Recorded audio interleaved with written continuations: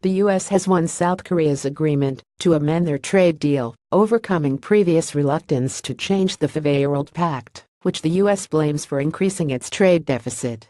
South Korea plans to start the necessary process for amendment, the nation's trade ministry said in a statement after the second round of talks concluded in Washington.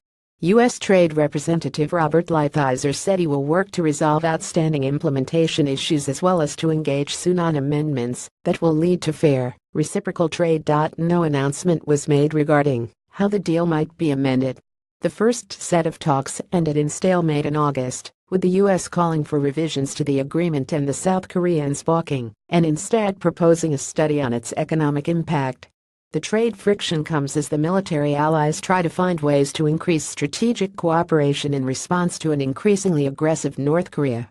President Donald Trump has threatened to withdraw from the deal, known as KORUS, if South Korea doesn't agree to terms that would reduce America's growing trade deficit with the country, though he hasn't made any concrete proposals. It seems South Korea took a step back, said Hyo Yoon, a professor at Sagang University's Graduate School of International Studies in Seoul.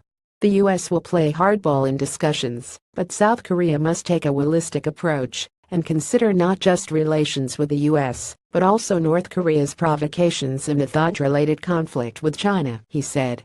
The U.S. is South Korea's second-largest trading partner, and this push to alter the deal comes at a difficult time for Seoul.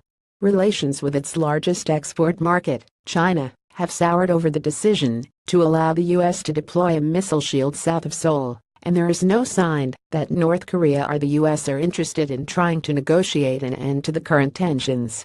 Autos dispute the U.S. efforts to narrow its trade gap will probably focus heavily on the auto industry, meaning the administration may push to increase the number of American-made cars that can be sold in South Korea. Troy Stangerin, Senior Director of Congressional Affairs and Trade at the Korea Economic Institute in Washington, said before the talks.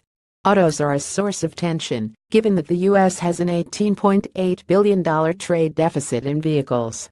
The U.S. also could pressure South Korea to accelerate the reduction of agricultural tariffs, many of which are being phased out slowly over 10 years or longer. David Samuelson, Senior Director at the American Farm Bureau Federation, told Bloomberg BNA prior to the meeting. With assistance by Hee-Soo Lee,